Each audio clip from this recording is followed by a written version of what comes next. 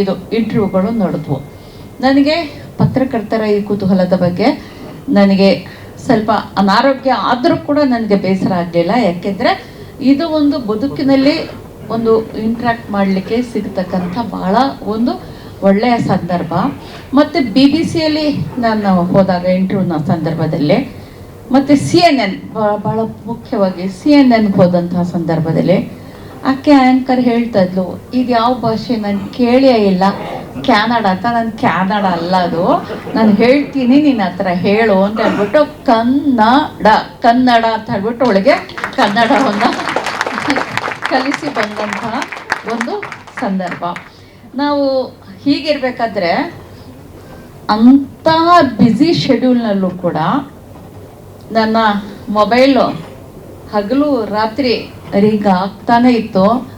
ಅದಕ್ಕೆ ಸವೀನಾ ಫೋನ್ ಎತ್ಕೊಂಡು ಹೋಗ್ಬಿಟ್ಲು, ನೀವು ಮಲಗಿ ಪರವಾಗಿಲ್ಲ, ನಾವು ಅಟೆಂಡ್ ಮಾಡ್ತೀವಿ ಅಂತ. ಆಮೇಲೆ ಇವತ್ತು ಕಾರ್ನಲ್ಲಿ ನನಗೆ ಆಯಿಷಾ ಖಾನಮ್ ಮತ್ತು ಶ್ರೀಜಾ ಎತ್ತಾಕೊಂಡು ಬಂದರು. ಹಾಗೆ ಬರ್ತಿರ್ಬೇಕಾದ್ರೆ ಸಮೀನಾ ಕೇಳ್ತಾ ಇದ್ಲು, ನನ್ನ ಹಿಟ್ ಲಿಸ್ಟ್ನಲ್ಲಿ ಇಬ್ಬರಿದ್ದಾರೆ, ಒಬ್ಬರು ಶಿವಾನಂದ, ಇನ್ನೊಬ್ಬರು ಅಭಿರುಚಿ ಗಣೇಶ್. ಅದಕ್ಕೆ ನಾನು ಅವ್ರದ್ದು ಮಾತ್ರ ಸುಮ್ಮನೆ ಬಿಡೋದಿಲ್ಲ ಅಂದ ತಕ್ಷಣ ಇವರಿಬ್ಬರಿಗೆ ಬಲ ಬಂದ್ಬಿಡ್ತು.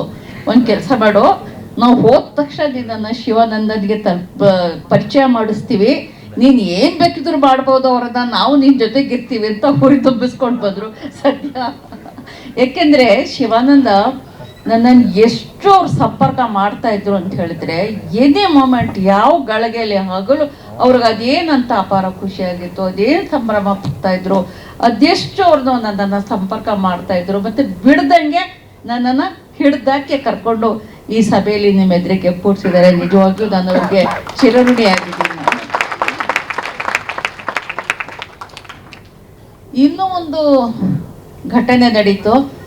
ಇಲ್ಲಿನ ನಾವುಗಳು ಲಂಡನ್ಗೆ ಹೋದ್ವಿ. ನನ್ನ ಮಕ್ಕಳು ಭಾಳ ವಿಶೇಷ ಕೇರ್ ತಗೊಂಡು 12 ಗಂಟೆಗಳ ಕಾಲ ನಾನು ಕೂತ್ರೆ ಸ್ವಲ್ಪ ಹೃದಯದ ಸಮಸ್ಯೆ ಇರೋದ್ರಿಂದ ತೊಂದರೆ ಆಗ್ಬೋದು ಅಂತ ಸ್ವಲ್ಪ ಟ್ರಾನ್ಸಿಟ್ ಜರ್ನಿ ಮಾಡಿಸಿದ್ರು. ನನ್ನನ್ನು ಬಾಂಬೆಗೆ ಕರ್ಸ್ಕೊಂಡು ಬಾಂಬೆಯಿಂದ ದೋಹಾದಿಂದ ಲಂಡನ್ ಅಂತ ಹೇಳ್ಬಿಟ್ಟು. ಈ ಒಂದು ಅವಸ್ಥೆಯಲ್ಲಿ ಬಹಳ ಕೇರ್ ತಗೊಂಡಿದ್ದು ಏನಾಯ್ತು ಅಂದರೆ ನನ್ನ ಸೂಟ್ ಕೇಸ್ ಕಳೆದೋಯ್ತು. ನನ್ನ ಸೂಟ್ ಕೇಸ್ ಕಳೆದೋದ್ರೆ 2-3 ಗಂಟೆಗಳ ಕಾಲಕ್ಕಾದರೂ ಸೂಟ್ ಕೇಸ್ ಸಿಗಲಿಲ್ಲ. ಸರಿ, ಅಲ್ಲಿ ಕಂಪ್ಲೇಂಟ್ ಕೊಟ್ಟಿದ್ದಾಯಿತು. ಅವರು ಏನೇನಿತ್ತು ಏನೋ ಬರೀ ಎನ್ಕ್ವೈರಿಲೇ ಕಳೆದಿತ್ತು. ಸುಸ್ತಾಗಿ ಮನೆಗೆ ಬಂದ್ವಿ. ಅಲ್ಲಿ ನನ್ನ ಕುಟುಂಬ ಎಲ್ಲ ಇದ್ದಿದ್ದರಿಂದ ನನಗೆ ಹೋಟೆಲ್ನಲ್ಲಿ ರೂಮ್ ಮಾಡಿದ್ರು ಕೂಡ Airbnb ಒಂದು ಅಪಾರ್ಟ್ಮೆಂಟ್ ತಗೊಂಡಿದ್ರು. ಅಲ್ಲಿ ಎಲ್ಲ ಒಟ್ಟಿಗೆ ಇದ್ವಿ. ಆ ಸಂದರ್ಭದಲ್ಲಿ ಮಾರನೇ ದಿನವೇ ನನಗೆ ಬಟ್ಟೆಗಳಿಲ್ಲ. ಬಟ್ಟೆಗಿಂತ ಹೆಚ್ಚಾಗಿ ಔಷಧ ಇಲ್ಲ ನನಗೆ ಬೈಪಾಸ್ ಸರ್ಜರಿ ಆಗಿರೋದ್ರಿಂದ ಬ್ಲಡ್ ಥಿನ್ನರ್ಸ್ ತಗೋಬೇಕಾದಂಥದ್ದು ಭಾಳ ಅಗತ್ಯ. 2 ದಿನಗಳ ಕಾಲ ನನಗೆ ಮೆಡಿಸಿನ್ ಇಲ್ಲ. ಅಲ್ಲಿ ಮಾತ್ರ ಒಬ್ಬ ಡಾಕ್ಟರ್ ಅಪಾಯಿಂಟ್ಮೆಂಟ್ ಬೇಕಾದರೆ 6 ತಿಂಗಳ ಕಾಲ ಬೇಕು. ಯಾರೂ ಸಿಗೋಂಗಿಲ್ಲ. ಬುಕ್ಕರ್ ಕಮಿಟಿಯ ಅಧ್ಯಕ್ಷೆ ನನಗೆ ಮೆಡಿಸಿನ್ ಕೊಡಿಸ್ಲಿಕ್ಕೆ ಹರಸಾಹಸ ಪಟ್ಟರು, ಹಾನ ಅಂತ ಹೇಳ್ಬಿಟ್ಟು ಆಕೆ. ಆದರೂ ಕೂಡ ನನಗೆ ಮೆಡಿಸಿನ್ ಸಿಗಲಿಲ್ಲ.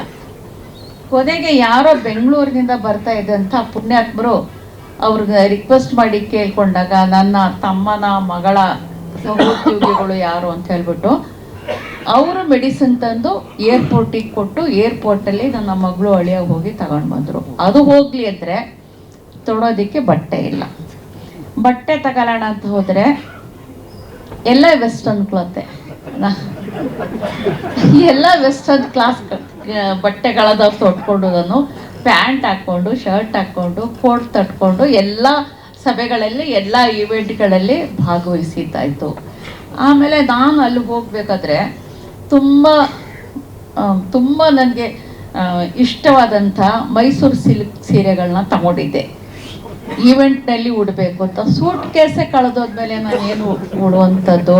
ಕೊನೆಗೆ ಏನು ಪ್ರಯತ್ನ ಪಟ್ವಿ ಅಂದರೆ 2 ದಾವಣಿಗಳು ಸಿಕ್ಕಿದ್ರೆ ಅದು ತಗೊಂಡು ಮಧ್ಯದಲ್ಲಿ ಹೊಲ್ಕೊಂಡು ಶರ್ಟ್ನ ಹಾಕ್ಕೊಂಡು ಶರ್ಟ್ ಮೇಲೆ ಅದು ಸೀರೆ ಥರ ಉಟ್ಕೊಳ್ಳೋಣ ಅಂತ ಹೇಳ್ಬಿಟ್ಟು ಆಲೋಚನೆ ಮಾಡಿ ಹೋದರೆ ಅದು ಕೂಡ ಸಿಗಲಿಲ್ಲ.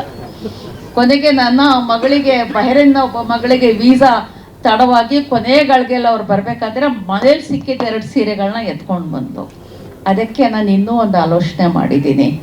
ಏನು ಅಂದರೆ ಈಗ ಮೈಸೂರು ಸಿಲ್ಕ್ ಸೀರೆಗಳನ್ನ ಉಡ್ದೆ ನಾನು ಯಾವುದೋ ಬೇರೆ ಸೀರೆ ಉಟ್ಟು ಒಂದು ಪ್ರೈಸನ್ನು ತಗೊಂಡಲ್ಲ, ಬುಕ್ಕರ್ ಪ್ರೈಸು.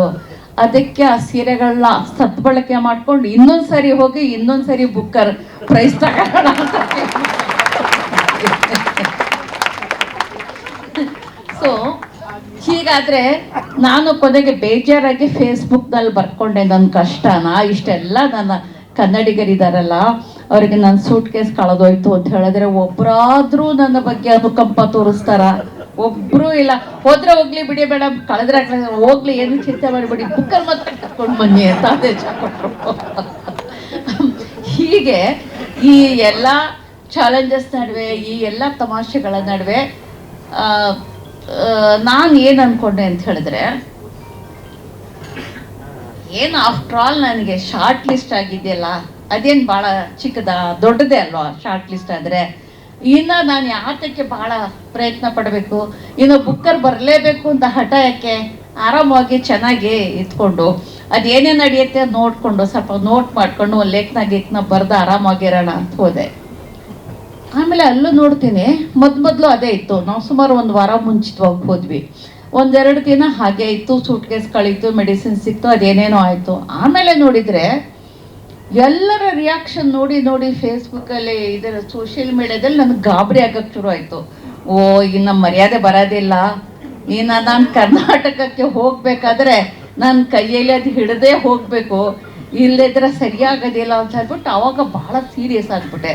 ಸೀರಿಯಸ್ ಆಗಿ ಅದನ್ನು ಮಾಡಿದ್ದು ಒಂದೇ ಒಂದು ಕೆಲಸ ಅಂತ ಹೇಳಿದ್ರೆ, ಕೂತ್ಕೊಂಡು ಇನ್ನು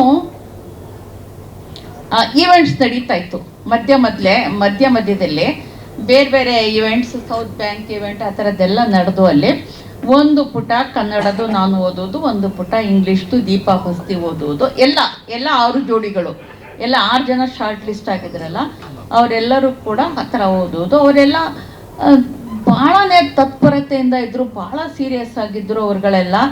ಆಮೇಲೆ ನನಗೆ ಒಂದು ಅಳಕು ಯಾಕೆ ಉಂಟಾಯಿತು ಅಂದರೆ, ನನ್ನದು ಸಣ್ಣ ಕಥೆಗಳ ಸಂಕಲನ, ಅದುವರೆಗೂ ಸಣ್ಣ ಕಥೆಗಳ ಸಂಕಲನಕ್ಕೆ ಪ್ರೈಸ್ ಬಂದದ್ದೇ ಇಲ್ಲ, ಏನಿದ್ರು ಕಾದಂಬರಿಗೆ. ಹೀಗಾಗಿ ನನ್ನ ಸಣ್ಣ ಕಥೆಗಳಿಗೆ ಸಿಗದೇ ಇದ್ದರೆ ಏನು ಶಾರ್ಟ್ ಲಿಸ್ಟ್ ಆಗಿದೆಯಲ್ಲ ಅಂತ ಒಂಚೂರು ರಿಯಾಯಿತಿ ಕೊಟ್ಕೊಂಡೆ. ಆಮೇಲೆ ಇಲ್ಲ, ಇದು ರಿಯಾಯಿತಿ ಕೊಟ್ಟರೆ ಸರಿಯಾಗೋದಿಲ್ಲ, ಇದು ನನಗೆ ಮರ್ಯಾದೆ ಬರೋ ಕೆಲಸ ಅಲ್ಲ, ಅಷ್ಟೆಲ್ಲ ಜನರ ಪ್ರೀತಿ ಅಭಿಮಾನಕ್ಕೆ ನಾನು ಮುಖ ತೋರಿಸೋದು ಹೆಂಗೆ, ಇದು ತಪ್ಪಾಯಿತು ಇದು ಅಂದ್ಕೊಂಡು ಸೀರಿಯಸ್ ಆಗಿ ನಾನು ಆ ಒಂದು ಈವೆಂಟ್ಗಳಲ್ಲಿ ಭಾಗವಹಿಸ್ಲಿಕ್ಕೆ ತೊಡಗಿದೆ. ಅದೇ ನನ್ನ ವೆಸ್ಟರ್ನ್ ಡ್ರೆಸ್ನಲ್ಲೇ ಏನೇನೋ ಮಾಡಿಕೊಂಡು ನಾನು ಭಾಳ ಗಂಭೀರವಾಗಿ ಭಾಗವಹಿಸಿದೆ. ಆಮೇಲೆ ನಾನು ಏನು ಮಾಡಿದೆ, ಆಯಿತು ನನಗೆ ಖಚಿತ ಆಗೋದು ಹೇಗೆ, ನನಗೆ ಇದು ಬುಕ್ಕರ್ ಬಂದೇ ಬರುತ್ತೆ ಅಂತ ಹೇಳ್ಬಿಟ್ಟು ನನಗೆ ಹೇಗೆ ಖಚಿತ ಆಗತ್ತೆ, ಅದಕ್ಕೆ ನಾನು ಒಂದು ಸ್ವಲ್ಪ ಮಾನಸಿಕವಾಗಿ ಸನ್ನದ್ಧಳಾಗಬೇಕು ಅಂತ ಹೇಳ್ಬಿಟ್ಟು ಅದೊಂದು ದಿನ ಮಕ್ಕಳೆಲ್ಲ ಸ್ವಲ್ಪ ಹೊರಗಡೆ ಹೋದ್ರು, ಎಲ್ಲೋ ನೋಡ್ಕೊಂಡು ಬರ್ತೀವಿ, ಟವರ್ ಬ್ರಿಡ್ಜ್ ಏನೋ ನೋಡ್ಕೊಂಡು ಬರ್ತೀವಿ ಅಂತ ಹೋದರು. ನಾನು ಮನೇಲೇ ಇರ್ತೀನಿ, ನೀವು ಹೋಗಿ ಅಂತ ಹೇಳ್ಬಿಟ್ಟು ಕೂತ್ಕೊಂಡು ನಾನು ಫೈನಲ್ ಬುಕ್ಕರ್ ಈವೆಂಟ್ ನಡೆಯೋದಕ್ಕೆ 3-4 ದಿನ ಮುಂಚೆನೇ ನಾನು ಅಕ್ಸೆಪ್ಟೆನ್ಸ್ ಸ್ಪೀಚ್ ರೆಡಿ ಮಾಡಿಬಿಟ್ಟೆ.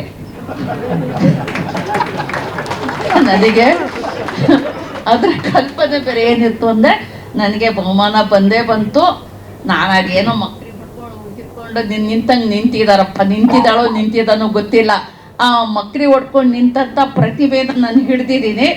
ಆಮೇಲೆ ಒಳ್ಳೆ ಚಂದದ ಸೀರೆ ಉಟ್ಟಿದ್ದೀನಿ, ಅಕ್ಸೆಪ್ಟೆನ್ಸ್ ಸ್ಪೀಚನ್ನು ನಾನು ಹೇಳ್ತಾ ಇದ್ದೀನಿ ಅಂತ ಪ್ರಾಕ್ಟೀಸ್ ಮಾಡ್ಕೊಳ್ಳೋದೊಡಗಿದೆ. ಆದರೂ ಆ ಥರ ಮಾಡಿಕೊಂಡು ನಾನು ಅವತ್ತಿನಿಂದ ನಿರಂತರವಾಗಿ ನಾನು ವಿಜಯಿಯಾದ ಭಾಷಣನ ನಾನು ಹೇಳುವಂತ ನನ್ನ ಮಕ್ಕಳಿಗೂ ತೋರಿಸ್ತಿಲ್ಲ, ಹಾಗೆ ಮುಚ್ಚಿಟ್ಕೊಂಡೆ, ಅದನ್ನು ಮೊಬೈಲ್ನಲ್ಲೇ ಇಟ್ಕೊಂಡೆ. ಆಮೇಲೆ ಆದರೆ ನಾನು ಮಾನಸಿಕವಾಗಿ ಸಿದ್ಧವಾಗೋದೊಡಗಿದೆ, ನನಗೆ ಅದು ಸಿಗಲೇಬೇಕು ಬುಕ್ಕರ್ ಅಂತ ನಾನು ಅಲ್ಲಿಗೆ ಹೋದ್ಮೇಲೆ ತೀರ್ಮಾನ ಮಾಡಿದ್ದು.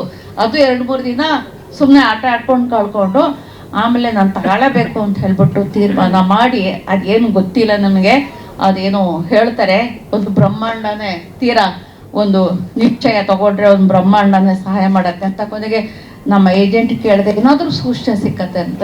ಖಂಡಿತ ಸಿಗ್ತಿಲ್ಲ ಅಂತ. ನಮ್ಮ ಪಬ್ಲಿಷರ್ಗೆ ಕೇಳಿದೆ, ಏನಾದರೂ ಸೂಚನೆ ಸುಳಿವು ಏನಾದರೂ ಸಿಗಬಹುದು, ಅವರು ಸಾಧ್ಯನೇ ಇಲ್ಲ, ಆಮೇಲೆ ಶಾರ್ಟ್ ಸ್ಟೋರಿ ಕಲೆಕ್ಷನ್ ಬೇರೆ, ಹೆಚ್ಚು ಹೋಪ್ಸ್ ಇಟ್ಕೋಬೇಡಿ ಅಂದರು.